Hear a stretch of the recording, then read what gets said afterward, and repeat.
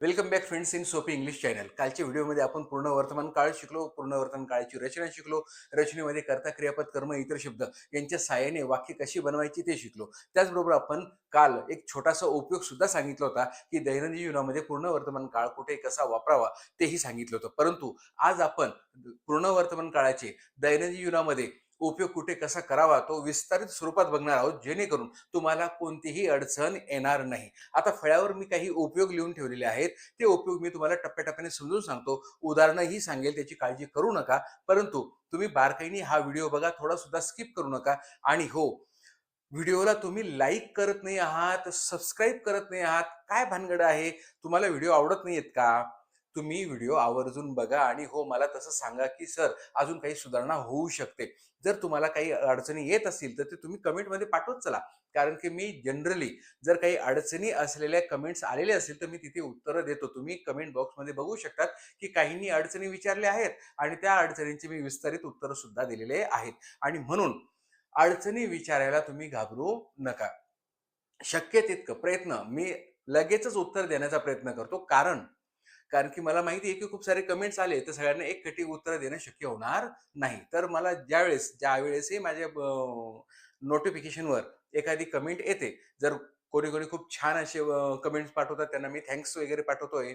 आणि काही video sir आवडला हे सांगतायत, परंतु मला इथे अडचण आहे, तेही लिहून पाठवतात. तर मी त्यांचं त्या अडचणींचं समाधान तिथे देत असतो. आणि जर खूप साऱ्या अडचणी असतील, तर प्रत्येकाला त्या अडचणी लिहून देणं शक्य होणार नाही. तर आपण त्याच्याशी संबंधित एक व्हिडिओज बनवूया, हो की नाही? म्हणून मला तुमच्या सहकार्याची खूप खूप जास्त गरज आहे. आणि आवर्जून चॅनलला सबस्क्राईब करत चला. तुमच्या सबस्क्राईब करण्याने, तुमच्या लाईक करण्याने मला मोटिवेशन मिळेल आणि जेणेकरून मी अधिकाधिक काय करेल, प्रयत्न करेल, की इंग्लिश सोपी कशी केली जाऊ शकते. जेणेकरून आपल्या सर्व महाराष्ट्रीयन बंधू भगिनींना काय करता येईल, इंग्लिश सहजतेने बोलता येईल. तर चला सुरुवात करूया. उपयोग कोणकोणते आहे? तर आपण काल एक उपयोग सांगितला होता, की भूतकाळात नुकतीच पूर्ण झालेली क्रिया सांगण्यासाठी पूर्ण वर्तमान काळाचा उपयोग करतात. तो उपयोग मी इथे दिलेला आहे बघा. नुकतीच म्हणजे आत्ताच पूर्ण झालेली क्रिया सांगण्यासाठी आपण पूर्ण वर्तमान काळाचा उपयोग केला आहे. जसं बघा, मी आत्ताच तुम्हाला विनंती केली आहे, की प्लीज सबस्क्राईब करा. म्हणजे बघा, नुकतीच आत्ताच, हो की नाही? अगदी अलीकडे. जरी आता 1 सेकंद, 2 सेकंद ओलांडून गेलेले आहेत. कारण की 1 सेकंद जरी आपण पाठीमागे गेलो, तरी तो एक प्रकारचा भूतकाळच असतो. म्हणजे भूतकाळात अगदी अलीकडे, आत्ताच, नुकतीच एखादी क्रिया पूर्ण झाली आहे, हे सांगण्यासाठी तुम्ही काय करू शकतात? पूर्ण वर्तमान काळाचा उपयोग करू शकतात. समजून घ्या, की तुमच्या मम्मीने स्वयंपाक केला आहे आणि तुम्हाला माहीत नाहीये आणि तुम्ही विचारलं, "मम्मी स्वयंपाक झालाय का?" तर मम्मी काय म्हणेल, "I have just cooked the dinner." आता डिनर असेल, लंच असेल, व्हॉटएव्हर, तर तुम्ही ते शब्द तिथे टाकू शकतात. किंवा I have just completed my cooking. I have just completed my cooking task. हे की नाही? असं आपण म्हणू शकतो. म्हणजे तुमची मम्मी असं उत्तर देईल. कारण की तिने जर आत्ताच नुकतंच एक 5 मिनिटं, 10 मिनिटं, 15 मिनिटापूर्वी जर स्वयंपाक पूर्ण झालेला असेल आणि ती तुम्हाला आवाज मारत असेल, "चला रे लवकर जेवण करून घ्या." तर स्वयंपाक झालाय का? तर असं तुम्ही म्हणतात बघा. टीव्ही पाहता-पाहता किंवा अभ्यास करता-करता, "स्वयंपाक झालाय का? झाला असेल तर नंतर बोलू." असं तुम्ही म्हणतात. म्हणजे मम्मी काय म्हणेल, "I have just completed my cooking task." तर स्वयंपाक करण्याचं कार्य मी आत्ताच पूर्ण केलेलं आहे.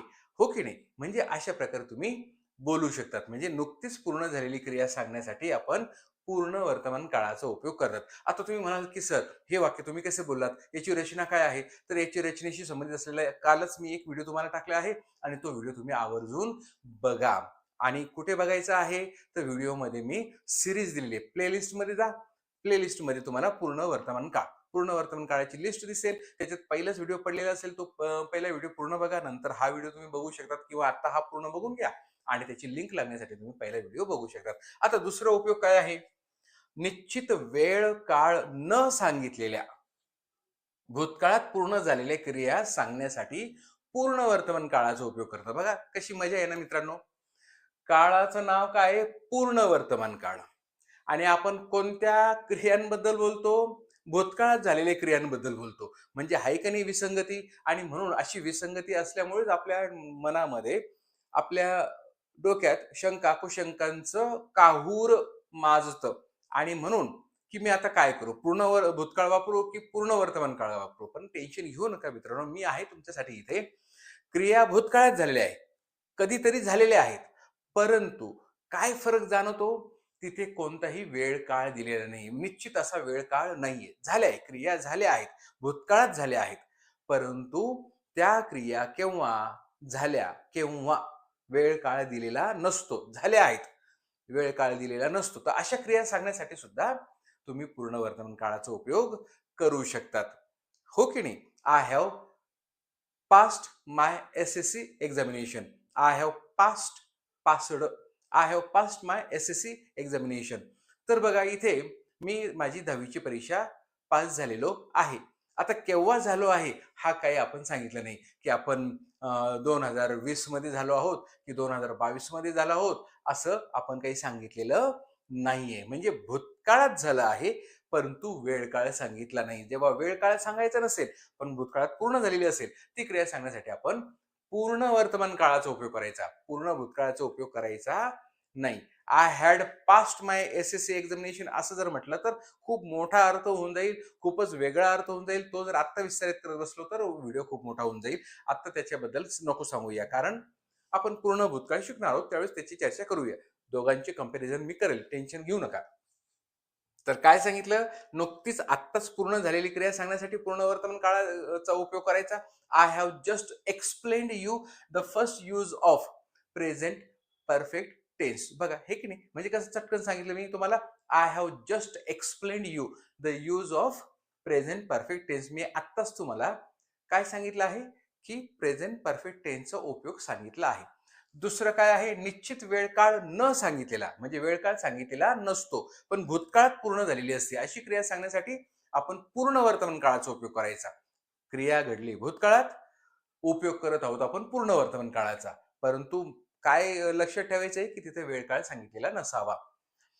त्याच्यानंतर भूतकाळात पूर्ण झालेल्या परंतु वर्तमान काळाशी सरळ संबंध दर्शवण्यासाठी, सरळ संबंध दर्शवायचा आहे म्हणजेच काय? ज्या क्रिया झाल्या त्या क्रियेपेक्षा त्या क्रियेच्या परिणामाला महत्व जेव्हा असतं, असं सांगण्यासाठी आपण पूर्ण वर्तमान काळाचा उपयोग करतो. म्हणजे नेमकं काय? की क्रिया झाल्या भूतकाळात. बघा मी पुन्हा एकदा सांगतोय, की क्रिया काय आहे? भूतकाळात झाल्या आहे. पण आपण कोणत्या काळात बोलत आहोत? पूर्ण वर्तमान काळात बोलत आहोत. काय कारण आहे? की जी क्रिया झाली त्या क्रियेचा सरळ संबंध वर्तमानाशी आहे. वर्तमानाशी आहे किंवा त्याचा परिणाम वर्तमानाशी आहे. त्याचा जो जी क्रिया घडली त्या क्रियेचा परिणाम वर्तमानात घडतो आहे. त्याचा परिणाम जाणवतो आहोत. म्हणून आपण भूतकाळात झालेली क्रिया सांगण्यासाठी सुद्धा आपण पूर्ण वर्तमान काळाचा उपयोग करतो किंवा अशी क्रिया की जिचा परिणाम वर्तमानात दिसतो आहे. जसं उदाहरण सांगितलं तर I have bought 2 new pens. I have bought 2 new pens. TWO new pens. मी 2 नवीन पेन विकत घेतलेले आहेत. मी 2 नवीन लेखण्या विकत घेतलेल्या आहेत. सॉरी. आता याचा काय अर्थ झाला सांगा बरं? म्हणजे विकत घेण्याची क्रिया आता मी जेव्हा तुमच्याशी बोलतो आहे, तर याच्या अगोदरच झाली असेल की नाही? मी 2 नवीन पेन विकत घेतले आहे. याचा काय अर्थ झाला, की मी तर आता तुमच्याशी बोलतोय म्हणजे वर्तमानात, हो की नाही? परंतु घेण्याची क्रिया भूतकाळात झाली आहे. पण मग त्याचा आताशी काय संबंध आहे? मी 2 पेन विकत घेतले आहे याचा अर्थ असा होतो, की ते 2 पेन माझ्याकडे आत्ता आहेत. असा त्याचा अर्थ होतो. ते 2 पेन माझ्याकडे आत्ता आहेत. हो की नाही? म्हणजेच आपण एखादी क्रिया भूतकाळात करतो आणि त्याचा सरळ संबंध वर्तमानाशी आहे. असं जर सांगायचं असेल तर आपण पूर्ण वर्तमान काळाचा उपयोग करतो. मी थोडंसं आणखी स्पष्ट करून सांगू का? मी जर असं म्हटलं तर मी 2 पेन विकत घेतले होते. घेतले होते. तर याचा काय अर्थ झाला? भूतकाळात विकत घेतले होते. घेतले आहे हे पण भूतकाळात घेतले आणि घेतले होते हे पण भूतकाळात घेतले. पण घेतले होतेचा असा अर्थ होतो, की आत्ता ते पेन माझ्याकडे नाहीयेत किंवा हरवले किंवा कोणीतरी चोरले. असं काहीतरी अर्थ होऊ शकतो. हो की नाही?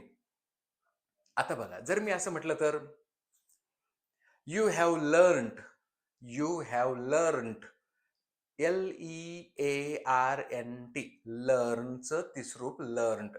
You have learned 2 tenses. Now you are learning 3rd tense. आता तुम्ही तिसरा काळ शिकत आहात, परंतु मी तो अपूर्ण वर्तमान काळ वापरला. परंतु याच्या अगोदर कोणता काळ वापरला?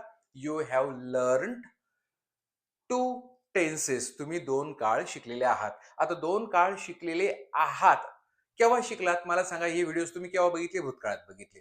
ते तुम्ही शिकलात, ते तुम्ही समजून घेण्याचा प्रयत्न केला. आणि आता काय, जे 2 काळ तुम्ही शिकला आहात, त्याचा वर्तमानाशी काय संबंध दिसतोय तुम्हाला? तर ते 2 काळ तुम्हाला चांगल्या प्रकारे आता येतात. आता त्याचा परिणाम जाणवतो आहे. जे तुम्ही पूर्वी केलं, जी क्रिया केली, त्या क्रियेचा वर्तमानाशी सरळ संबंध दिसतो. त्याच्या परिणामांचा सरळ संबंध दिसतो. म्हणजे जे काळ शिकले आहेत, ते तुम्हाला आता येतात. किंवा sir, we have already learned these 2 tenses. Why are you teaching the same tenses again? Sir, आम्ही तर ते 2 काळ शिकलेलो आहोत. पुन्हा तेच काळ का बरं शिकवतायत आम्हाला? शिकलेलो आहोत म्हणजे काय? की आम्हाला ते आता येतात. आत्ता येतात. वर्तमानाशी सरळ संबंध. हो की नाही? असं सांगण्यासाठी आपण पूर्ण वर्तमान काळाचा उपयोग करतो. म्हणजे बघा, भूतकाळात घडले हे परिणाम वर्तमानाशी आहे. असं सांगण्यासाठी सुद्धा आपण पूर्ण वर्तमान काळाचा उपयोग करतो. आता पुढचा उपयोग बघूया.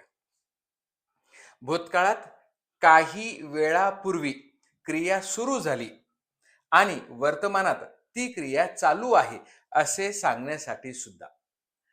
भूतकाळात क्रिया सुरू झाली, पण वर्तमान काळातही ती क्रिया चालू आहे. वर्तमान काळात चालू आहे असं सांगण्यासाठी आपण पूर्ण वर्तमान काळाचा उपयोग करतो. कसं? त्याच्या सहाय्याने समजून सांगतो. उदाहरण कसं? म्हणजे एखादी क्रिया भूतकाळात सुरू झाली आहे, पण वर्तमानातही ती चालू आहे. असं जर आपण उदाहरणाच्या सहाय्याने समजून घ्यायचं म्हटलं तर कसं सांगता येईल? He has been ill since last week. He has been ill since last week. आता बघा, इथे मी काय केलं आहे? ही करता घेतला, हॅज सहाय्यकारी क्रियापद घेतलं, बी च तिसरूप बीन घेतलं. ही हॅज बीन म्हणजे कर्ता झाला, हॅव हॅज झालं, क्रियापद तिसरूप झालं. He has been ill since last week. मागच्या आठवड्यापासून तो आजारी आहे. आता मागच्या आठवड्यापासून तो आजारी आहे याचा काय अर्थ झाला?